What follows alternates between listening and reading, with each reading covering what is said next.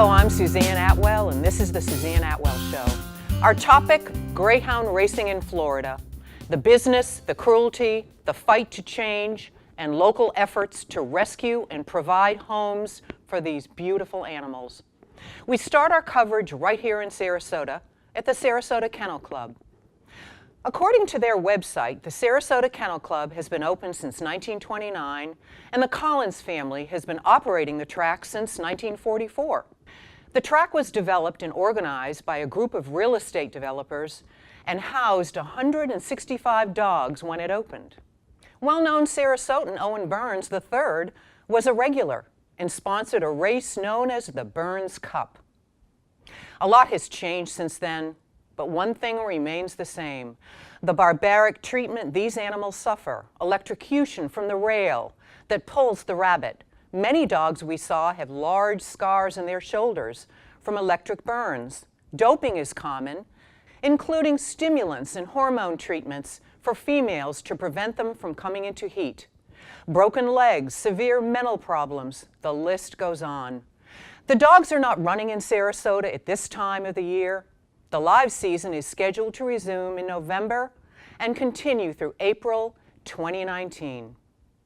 Florida is one of only 6 states in the country where greyhound racing is still legal. There are 18 tracks nationwide, 12 of them are here in Florida, making us by far the largest dog track state in the country.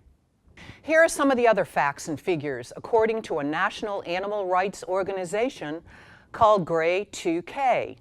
Racing greyhounds are confined for 20 hours per day in small cages. Thousands are injured at racetracks each year. In fiscal 2016, an estimated 7,000 dogs were housed in Florida kennels, and the total amount bet in the Sunshine State was $87 million. We attempted to contact the Sarasota Racing Kennel for comment, but they did not return our calls or emails. In an historic decision earlier this year, a constitutional amendment will be on the Florida ballot this November, which, if passed, would phase out greyhound racing by December 2020.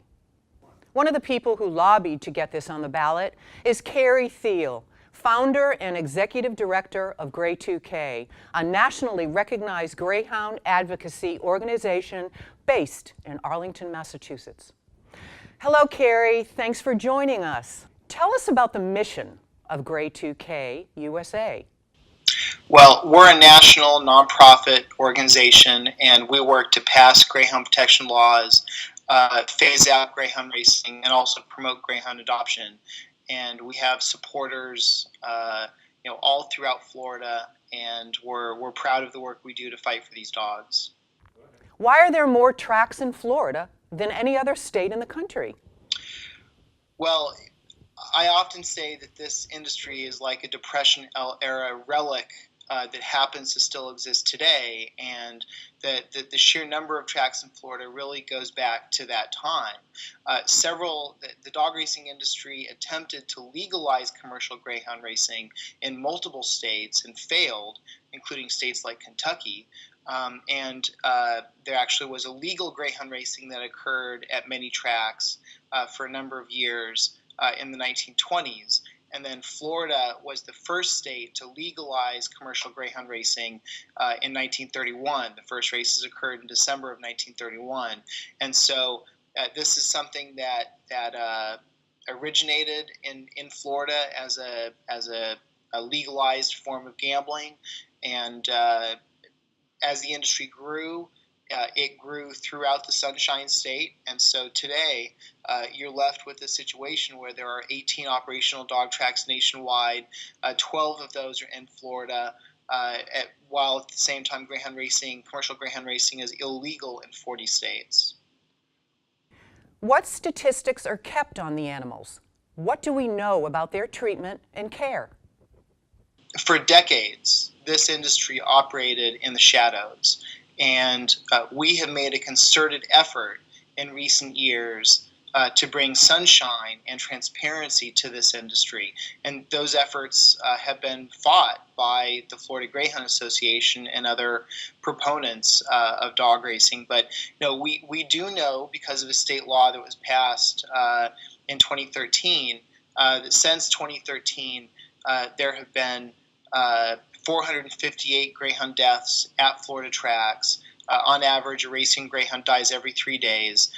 To be clear, if a dog dies on the property of a Florida dog track, that death must be reported. However, if the dog is taken across the street and killed, that death would not have to be reported. So the greyhound death reporting is narrow and limited, and I do not believe it accounts for all the greyhounds that are dying. But again, according to state records, we know that 458 greyhounds have died since May of 2013, which is one greyhound death on average. When it comes to injuries, we have fought for years to require injury reporting all throughout Florida, and that's something the industry has opposed. Florida is currently one of only 2 states, with Alabama, that does not report greyhound injuries to the public. One county, Seminole County, passed a local ordinance requiring that greyhound injuries be reported in that community. And just in a few months, since the middle of last year, there have been 54 reported greyhound injuries at one track in that county, Sanford Orlando Kennel Club, including 44 dogs that suffered broken bones and 2 dogs that died. So I think if you look at that data and you extrapolate it statewide across 12 operational dog tracks, there's no doubt there's a significant number of greyhounds that are suffering serious injuries, but again, we don't have the records. When it comes to what happens to dogs, there are no records that indicate what happens to dogs when they leave these tracks. The National Greyhound Association throws out this claim that 95% of the dogs are adopted. That claim's completely made up. They have no idea how many dogs are being adopted or how many dogs are being killed. My belief, my educated guess, is that a majority of greyhounds coming off Florida tracks are being adopted, but we really don't know. We've fought very hard in recent years to look at this industry closely, to look at the greyhound drug positives, to look at the cruelty cases that have occurred, to look at the use of anabolic steroids in female greyhounds. And every step of the way, it's been difficult because this industry, again, operates in the shadows. Are the track owners making money off racing? Collectively, Florida racetracks are losing more than $30 million a year on greyhound racing. They are only continuing to hold races because of this state mandate that says in order for them to have other types of betting, like poker rooms, they must race dogs. So, these facilities have already become poker rooms that happen to have dogs running around in circles with no one betting on the dogs. Whose political and financial interests are served by linking racing to betting?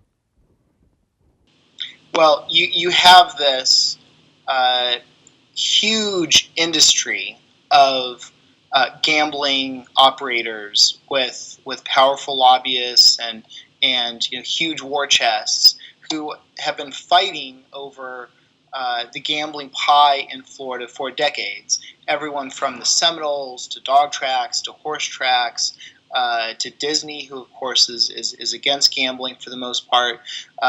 And so as that larger debate takes place, the greyhounds end up being held hostage.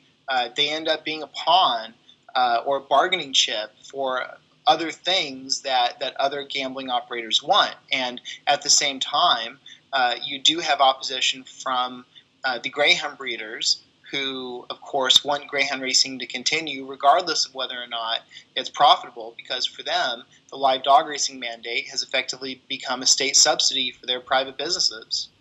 Well, looks like we'll have a constitutional amendment on the ballot in November. If it passes, then what?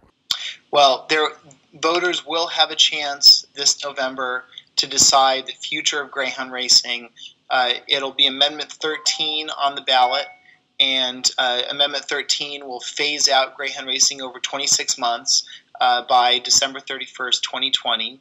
And if Amendment 13 passes, it will be an incredible victory for everyone across the state who cares about dogs. It'll be an opportunity to help thousands of dogs find loving homes, and it will be a moment in time when greyhound racing is relegated to the history books, and Floridians say, we've looked at this industry, we've looked at the way the dogs live in confinement, we've looked at the way dogs are injured in this industry and the number of dogs that died, and we have decided that we would not treat our dogs this way. So we're confident. We believe we have a good chance of winning that vote, and there's tremendous support from one end of the state to the other, but we will be prepared for a tough, difficult campaign, because there's no doubt that the greyhound breeders are desperate and are going to go to any length to try and defeat this humane proposal. As we said earlier, there will be a constitutional amendment on the ballot in November, which, if passed, will end greyhound racing. In the meantime, as you might expect, there is a steady supply of dogs who can no longer race. Many are injured, some are put down, and the lucky ones go to the shelters where they are cared for and placed with adoptive families. We visited the Racing Dog Retirement Project in Mayaca City to learn more about the tragic life cycle of a racing greyhound. Our mission is threefold. We are in the process of bringing in dogs who need to be rehabilitated if they're ill, and rehomed and adopted into loving families. Mm-hmm. How long have you been in operation here? The original Racing Dog Retirement Project started back in the early 90s. Mm-hmm. Encompassing which communities? Basically, Sarasota, Bradenton area. Mm-hmm. The original kennel was in the Bradenton area. Okay, so that leads me to, where do you get your dogs? Where do they come from? What's the process? Is there a financial back and forth here? No, I wish there were. Most of our dogs come from the track right here in Sarasota. We've also been getting them from a track in Orlando, and there was a track in Ebro. We were getting dogs from there as well. But basically, I would say from the Orlando area. So that you get dogs from the Sarasota Kennel Club? Occasionally. Occasionally. Yeah. Okay. So per year, how many dogs do you house here? Oh, wow. At any given time, our adoption center is filled. We can house 25 in there. It's always full. Mm-hmm. So several hundred dogs a year. How many do you have right now? Right now, we have a full house. We have 25, but I have about 4 pending adoptions. So in the next few weeks, we'll be able to take in more dogs. I'd like to get an overview of the when the dogs come in. What is the relationship you have with local veterinarians? What are the rehabilitation issues that you have with the dogs? What are some of their needs when they come here before they're adopted out? Okay, initially we get the dog in, we give it a bath, check it for fleas and ticks, make sure overall it looks healthy. Mm-hmm. If we notice anything unusual, we'll get it vetted immediately. We work with a wonderful vet here in town, Adam Cohen. He has 3 facilities. Southgate Animal Hospital, the Ranch, and Lakewood Ranch Animal Hospital. Mm-hmm. He works with us. We've been working with him for several years now. He and his staff are phenomenal. They are very accommodating whenever we have problems. They take care of our basic needs. If we have a dog that needs special needs, we have a number of wonderful surgeons, specialists who work with us, give us a nice discount as a nonprofit, but basically we have access to pretty much any vet in town. They're always willing to help us. So what do you define as special needs? What may or may not have to be done, and does it lean towards they do need surgery? What are some of the issues that you have to deal with? I think our biggest issue is getting a dog with a broken leg. They definitely need surgery. They need to go into a foster home post-op. It's a very involved process. You have to be very careful. They have to be leash walked. It's very involved, and I think basically that is our biggest issue. Occasionally we'll get dogs who have what we call happy tail. It's when the tail is injured. We have to be very careful to take care of it. Sometimes, unfortunately, the tail has to be amputated. Mm-hmm. it's just a thing with greyhounds. But for the most part, they're pretty healthy when we get them. Describe what are greyhounds? What are they all about historically? They're just absolutely lovely dogs here. Give us kind of an overview of their personalities.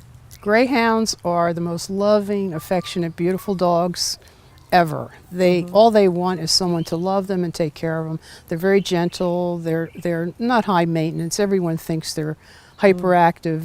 That's a misconception. They're very gentle. They're used to being handled by people their entire lives. From the time they're puppies, they are walked by their trainer and the people at the track.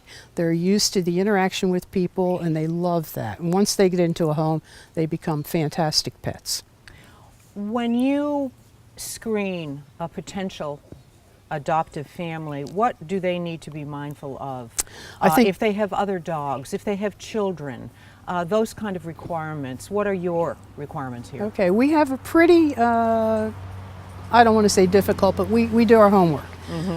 Basically, they have to be aware that a greyhound is a sight hound, can never be off leash in an open area because they are trained their whole lives to run after something moving. Consequently, you have to be aware of open doors, things like that. And so basically, when a family comes in, if they have small children, we're very careful. Little children don't get the concept, you can't leave a door open, the dog will leave. But we do screen them, we make sure they're seriously interested, it's just not a whim.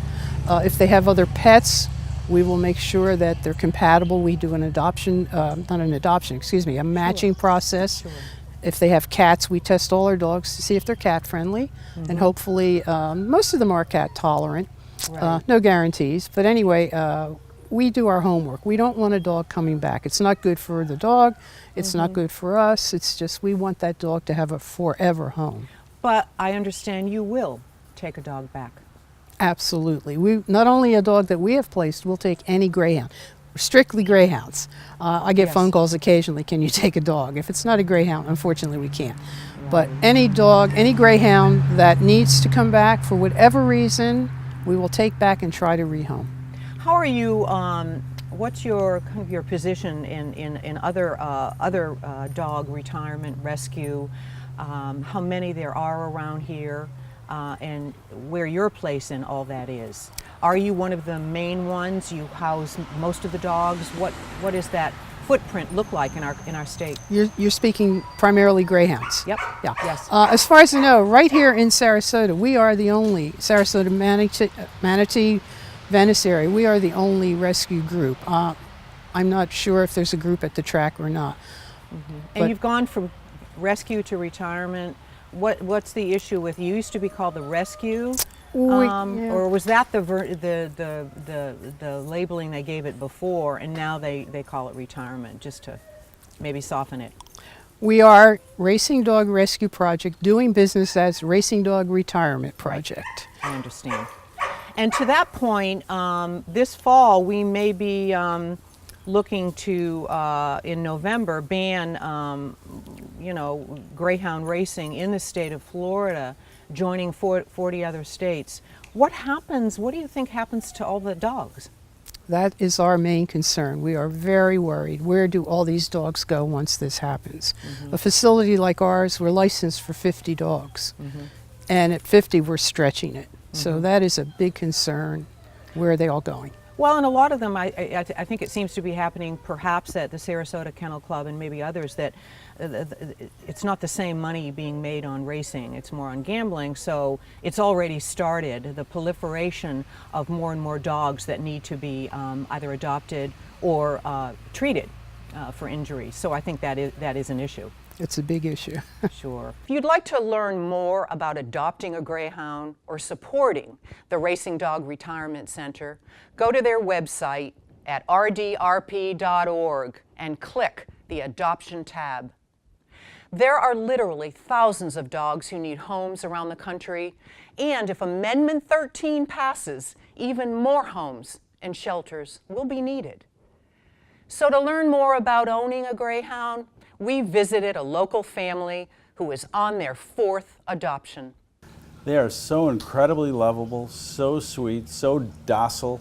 I think some people have a misconception that they need all kinds of exercise and they run and everything. Nothing could be further from the truth. They're lazy as sin, lovable, just absolutely terrific. Absolutely. How long have you had Madison? Where did she come from?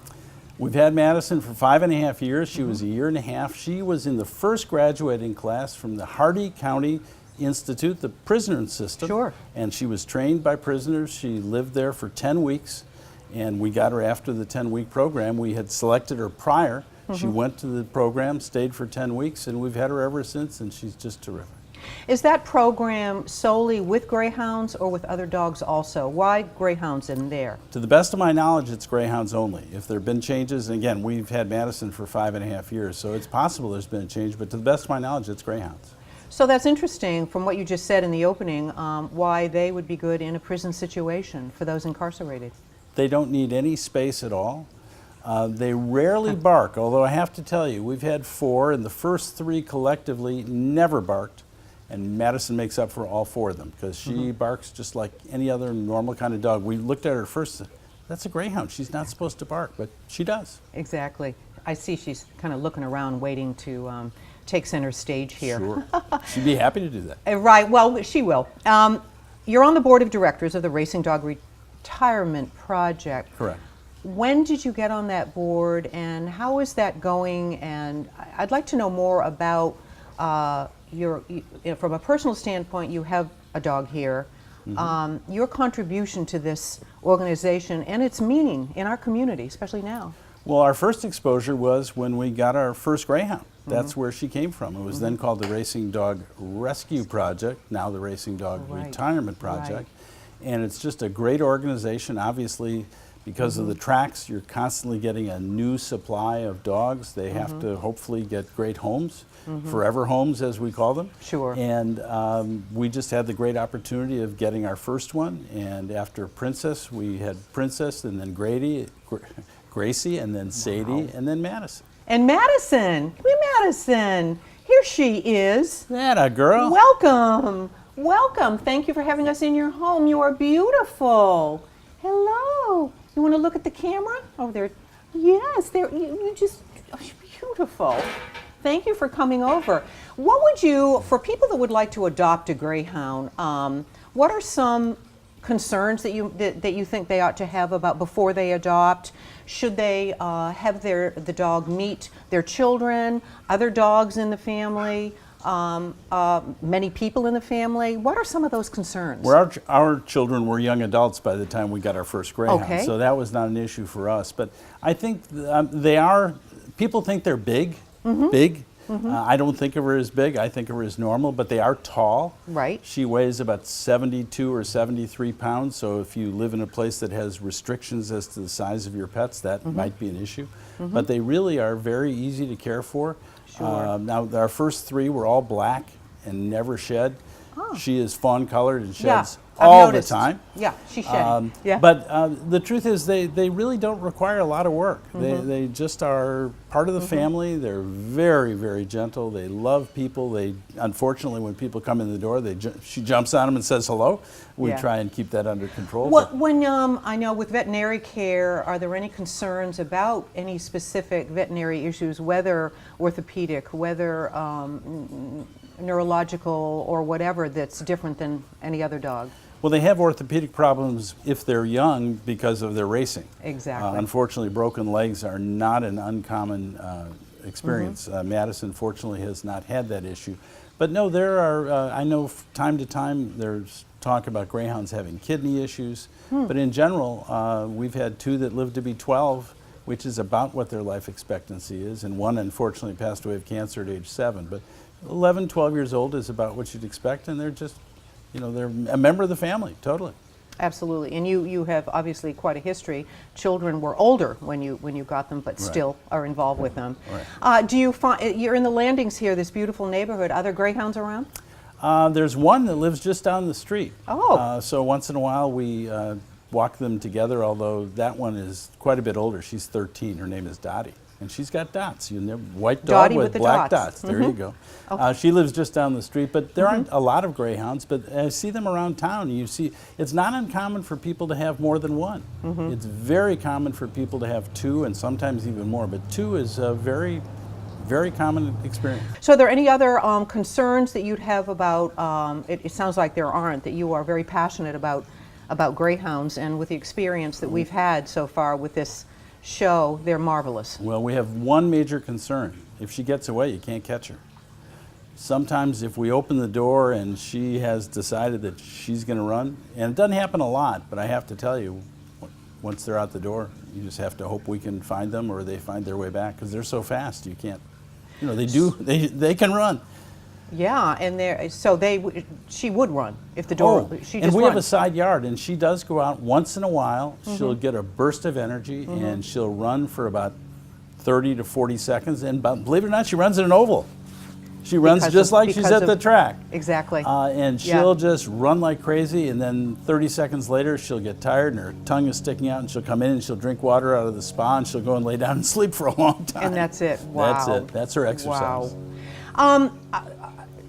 What we don't know, but what's been in the news now, perhaps in November, there's going to be an amendment to prevent greyhound racing. We, out of 50 states, 40 ban greyhound racing. Florida does not.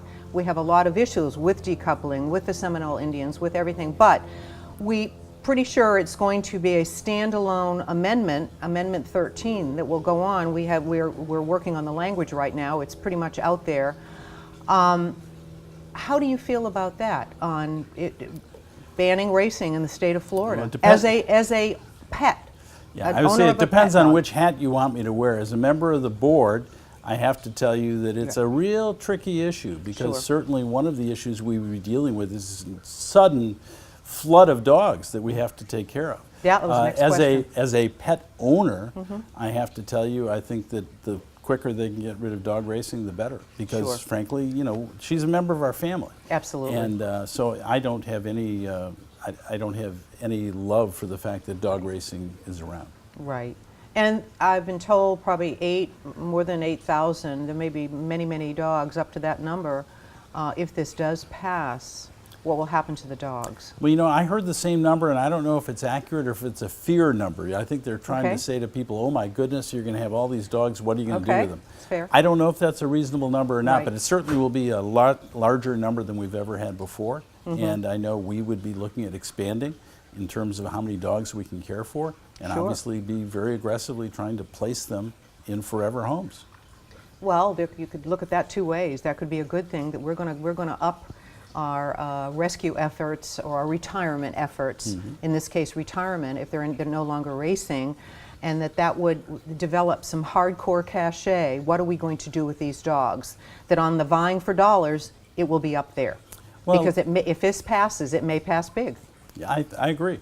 It's very hard to really get your arms around what's the better solution to it, because it again depends on which way you're looking at it.